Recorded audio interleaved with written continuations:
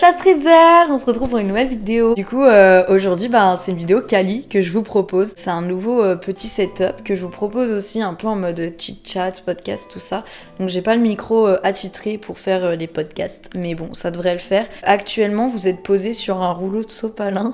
Au-dessus d'une boîte en plastique, qui est au-dessus d'une boîte en carton, qui est au-dessus d'un banc en coussin. Voilà, ça doit faire ma taille facilement, l'installation. Il y a un flash, 2, 3, il y a 3 flashs, il y a le sapin derrière, J'ai fait comme j'ai pu, ok. Du coup, on se retrouve pour une vidéo FAQ que vous attendez depuis 3 ans.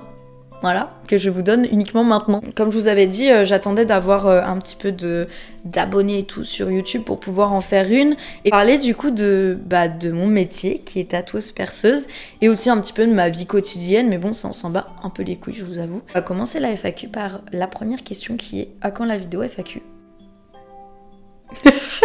Voilà quoi, elle est là, tout va bien. Alors, j'ai mis les prénoms de chaque abonné qui m'ont posé les questions au cas où s'ils se reconnaissent, c'est toujours cool. On a Jolan, ou Jolan, excuse-moi si je prononce mal ton prénom, qui me demande à quand un tatou tour. Vous avez été nombreux à me demander un tatou tour. Avant de pouvoir faire un tatou tour, il faudrait déjà que j'ai un peu plus d'abonnés sur YouTube. Alors, on a eu un bug télé, du coup. Par contre, je pense que le tatou tour, on pourrait le faire à partir des 100 likes sur cette vidéo. Voilà.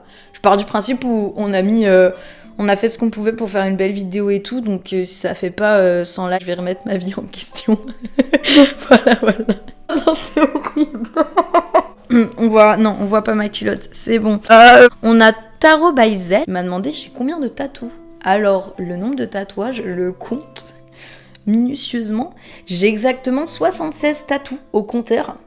Après, il y en a sûrement qui vont se rajouter. Il y en a un que je vais retirer et je vous montrerai lors du tatou tour. Pas parce qu'il est mal fait, hein, mais parce qu'il convient plus à mon style de vie actuel. Si vous avez des petites idées duquel je veux retirer, je vous laisse me dire. Voilà, faites péter les coms. On a Foxy qui me demande ça fait combien de temps que tu tatoues? J'ai fait un apprentissage un peu désastreux. Et là, je viens tout juste de commencer à tatouer et à me mettre à mon compte. En fait, j'ai fait des études aux Beaux-Arts pendant 1 an. C'est trop mal passé. J'étais dans des Beaux-Arts qui me convenaient pas. Et apparemment, je ne convenais pas non plus aux profs. Du coup, j'ai laissé tomber. J'ai voulu faire menuiserie aux compagnons du devoir pendant 1 an. J'ai eu des problèmes médicaux et tout, ce qui a fait que j'ai dû arrêter mon année, en pleine année. Et après, j'ai commencé du coup à apprendre le tatouage petit peu par petit peu. Je suis allée dans un shop. 2-3 fois par semaine, j'allais au shop. J'apprenais à tatouer, etc. sur peau synthétique. Je faisais aussi à la maison sur peau synthétique toujours et sur moi. Attention à ne pas reproduire chez soi. Bien sûr, quand on commence à apprendre à tatouer, c'est en tattoo shop avec un encadrement et de l'hygiène et de la salubrité. C'est bien d'essayer sur soi parce que ça nous permet de voir. C'est vraiment une question de, tu sais ce que ça fait la douleur du tatouage et tu sais ce que tu procures aux gens quand tu vas trop loin avec ton aiguille, quand tu vas pas assez loin. C'est hyper technique. Après, bien sûr, à faire ça, entouré d'un bon tattoo shop avec une hygiène et salubrité. Donc, c'est un diplôme à avoir qui coûte, je crois, 400 et quelques euros. Il faut le passer, il faut réussir le test pour l'avoir. Et oui, et être dans un lieu aussi qui est salubre, avec une hygiène qui est quand même très stricte. Parce que je rappelle que le tatouage, c'est un acte incisif. Tout comme le perçage, bien sûr, c'est 2 pratiques différentes et qui nécessitent énormément d'hygiène et de salubrité. Voilà, je tenais à faire quand même cette petit truc en mode alerte parce que on sait jamais, il y en a qui pourraient se dire ah vas-y je vais me tatouer et non pas du tout, c'est pas comme ça que ça marche. Après j'ai fait 4 jours je crois toutes les semaines chez un tatoueur, puis après là j'ai ouvert mon petit salon privé en attendant de trouver un salon en walk street, donc ça va être les salons qui vont être ouverts à tous, tu vas pouvoir rentrer sans rendez-vous et tout. Ça me plairait vachement quand même. On a Anonyme Fit qui me demande ton salon est basé où? Par des soucis de sécurité. Oui. Pour l'instant, je donne pas l'adresse exacte parce que c'est quand même un shop privé. Pour le moment, je dirais que je suis dans l'ouest de la France. Après, je me déplace et je fais énormément de guests. Je me balade énormément. Donc n'hésitez pas si vous avez un projet même et que vous habitez à Lyon, je peux me déplacer. J'ai d'autres clients là-bas, donc je peux faire une journée entière tatouage. N'hésitez pas à me contacter. Sinon, vous pouvez tout autant me contacter. Hein, on fait ça sur rendez-vous. Voilà, je peux faire des guests ailleurs aussi, à Paname, partout. On a Pauline qui me demande c'est quoi ton premier tatouage? Est-ce qu'il y a une signification? Alors, Pauline, mon premier tatouage, il est entre mes boobs, donc je ne vais pas le... Voilà, par souci de nudité, je ne vais pas le montrer sur les réseaux ou même sur YouTube. Très simple, hein, c'est une lune, un petit soleil. Il y a la première lettre du prénom de ma sœur et celui de ma mère en morse au-dessus et en dessous. On a It's Samir qui demande si tu fais des rencontres abonnés. Par souci de sécurité, toujours pas. Et de plus, j'ai pas assez d'abonnés pour me permettre de faire une rencontre abonnée. C'est mon chat qui se gratte, vous l'entendez? En même temps aussi, mon souci d'abonnés. Hein. J'ai beaucoup d'abonnés sur TikTok, mais j'en ai pas beaucoup sur YouTube pour pouvoir me permettre de faire une rencontre abonnée. Mais ça me plairait énormément, hein, une Paris Games Week, un truc comme ça pourrait être le feu. Bozac ou Bossac, je ne veux pas dire de bêtises, qui me demande combien j'ai de piercings et si je dessine aussi. Je crois que j'ai 16 piercings. Ils sont tous situés aux oreilles et j'en ai un au niveau du nez. J'en ai retiré beaucoup, mais ça, pareil, si vous voulez, je vous ferai un piercing tour en même temps du tattoo tour, ça peut être cool. Est-ce que je dessine? Oui, vu que c'est mon travail. Je suis obligée, du coup, avec mon travail, de dessiner tous les jours. Parabellum, qui me demande c'est quoi la pire idée de tatou que tu aies eue, mais tu t'es dit non, je vais pas faire ça. Alors, la pire idée de tatou que j'ai eue, et là, je me la suis faite. Et c'est le tatouage que je veux retirer. J'expliquerai pas pourquoi. Je l'ai fait à une période un peu saugrenue de ma vie. Saugrenue. Je sais pas.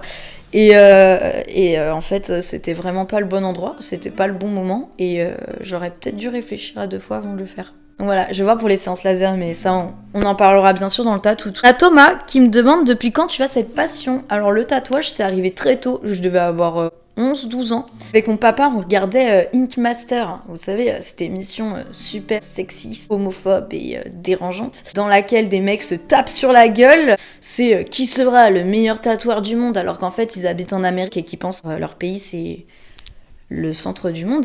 C'est réel. Parce qu'à l'époque, il y a une meuf incroyable, on y reviendra du coup tout à l'heure, que j'admire énormément. D'ailleurs, je crois qu'il y a une question comme ça. Je vais la skip comme ça, je la dis maintenant. C'est un artiste tatoueur que j'admire, c'est Johnny qui me la demande. C'est une tatoueuse que j'admire plus que tout. C'est Ryan Ashley. Cette femme est incroyable. Vous pouvez regarder, elle fait de l'hyper-réalisme et du réalisme, des pierres précieuses, etc. et des ornements. Je sais pas pourquoi je me tiens comme ça depuis tout à l'heure, on dirait que je fais une conférence. C'est une des premières femmes à gagner Ink Master en mode ah ouais, genre nous aussi, tu vois, on peut le faire parce que c'est quand même de métier de base, c'est beaucoup d'hommes. C'est un monde de requins, donc c'est compliqué de se faire sa place. Antonin me demande j'aimerais me faire tatouer par toi, comment ça se passe? C'est simple, hein, moi je suis pas une rockstar, donc t'envoies un DM sur Instagram. Il y aura mon Instagram tatouage dans ma description, c'est Bulgris Tattoo et t'envoies un DM, tu donnes ton petit projet, tu me donnes ton petit budget aussi. Après il y a une conversation qui se passe, hein, je suis pas un robot donc je répondrai dès que je pourrai et comme je pourrai. Ça c'est de la bêtise ça. Mais vous avez vu, elle essaie de décapiter le sapin là. Ensuite on a Angèle qui me demande si je me suis fait des auto-tatous. Oui, devant mes jambes, je vous montrerai lors du tattoo tour.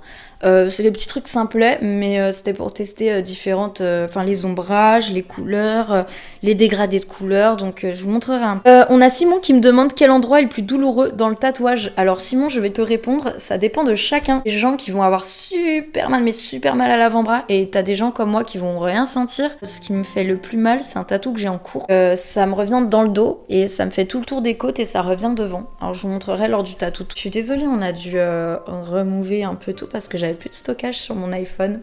On a Mathieu qui me demande comment faire pour oublier cette femme. Alors Mathieu, je ne suis pas Irma, je ne pourrais pas t'aider. Je peux te conseiller de manger de la glace, ça fait du bien, devant Gossip Girl. Après, je suis pas sûre que tu sois Gossip Girl. Squid Game, hein. Ça fait un peu oublier tous nos problèmes, on regarde les problèmes des autres. On a Enzo qui me demande quand les cheveux blancs. Alors Enzo, je peux te dire, j'ai subi beaucoup de dommages collatéraux au niveau capillaire. Je dois avoir plus de 10 couches de coloration et décoloration différentes sur mes cheveux et je me demande encore comment ils font pour survivre. Voilà. Je vais peut-être me faire une mèche rose, j'ai envie d'une mèche rose. Ah oui, non, j'ai oublié de vous dire, là on passe aux questions de la vie quotidienne. Ah la messe. On a Gandal, alors j'ai pas pu lire la suite de son pseudo parce que je vous avoue que j'ai pas envie de me faire ban sur YouTube sur ma première vidéo qualitative. Je me demande si ma foi vient-elle de ma famille. Alors la question en gros ça venait de ma famille, de mon éducation ou c'était de moi-même. Pour ceux qui savent pas, du coup je suis chrétienne. Je dis ça avec un bit décolleté. Voilà. On parle pas beaucoup de la foi sur les réseaux parce que j'ai l'impression que c'est très mal vu ou bref. Alors j'étais baptisée, je venais de naître. En vrai, moi ça va parce que je suis chrétienne de cœur et d'esprit, mais je pense qu'il y a des gens, ils se sont fait baptiser très tôt et en fin de compte... ils auraient aimé ne pas l'être. Hein. Après, c'est propre à chacun. J'ai fait communion, profession de foi. Et là, je suis en train de faire toutes les démarches pour faire ma confirmation. Ouais, ça fait grave bourge de dire que j'ai été dans des écoles privées catholiques. Je pense que ça a été une chance par rapport à ma religion d'être dans du privé catholique, vu que du coup, j'ai pu aller à l'aumônerie quand je voulais me ressourcer, etc., etc. Je pouvais faire les messes à Pâques, tout ça avec l'école. Pendant, j'ai quand même vécu du harcèlement pendant 5 bonnes années et mon école a rien fait. Voilà. Je dirais pas quelle école, mais je peux vous dire qu'elle est dans le 94 et que ça m'a niqué ma vie toute mon adolescence. On en parlera si vous voulez qu'on parle un peu de tout ce qui est sujet du harcèlement scolaire et des choses comme ça. Parce que malgré le fait qu'à l'époque j'étais pas tatouée, etc., je recevais tout autant de haine que maintenant, limite plus. Donc ça peut être un point important, donc si vous voulez, vous pouvez mettre dans les commentaires une petite vidéo là-dessus. On a Alexandre qui me demande quel artiste en musique Après, Tchaïkovski, Chopin, Beethoven, voilà. C'est de la musique classique pour ceux qui veulent aller voir, c'est très beau. Et voilà, et Vivaldi, surtout, Vivaldi. Men, qui est un de mes modérateurs, qui me demande « Est-ce que tu souhaites produire un son en entier ?» Alors, j'ai produit 3 sons en entier. Peut-être les sortir sur les plateformes, dites-moi ce que vous en pensez, si vous avez envie que je fasse des vidéoclips et tout. C'est du rap français. Un peu chantonné. Je sais pas, c'est pas mon style de prédilection de base, voilà. Mais du coup, j'aime bien. Mathis me demande, tu sais jouer quoi comme instrument? Alors, ils sont la plupart au mur, cependant, ils n'y sont pas tous. Je sais jouer du piano, ça fait plus de 15 ans que j'en joue. Guitare électrique, guitare acoustique, un petit peu de violon, un petit peu, du ukulélé, du kalimba et du kazoo. Un extrait juste après. Inmassi, qui me demande le secret de ma beauté. Rien, j'ai de l'eczéma, j'ai des stars plein la gueule, je mets 3 tonnes de fond de teint. Voilà, je marche à la crème à la cortisone et je me lave pas le visage tous les jours parce que ça me fait des plaques. Il y a les youtubeuses beauté, il y a moi. J'ai des extensions de cils, donc ça fait que le matin je me sens fraîche, même si j'ai la tête dans le cul. D'ailleurs, elle se colle avec mes cils du bas depuis tout à l'heure, je suis comme ça. J'ai pas... Ouais.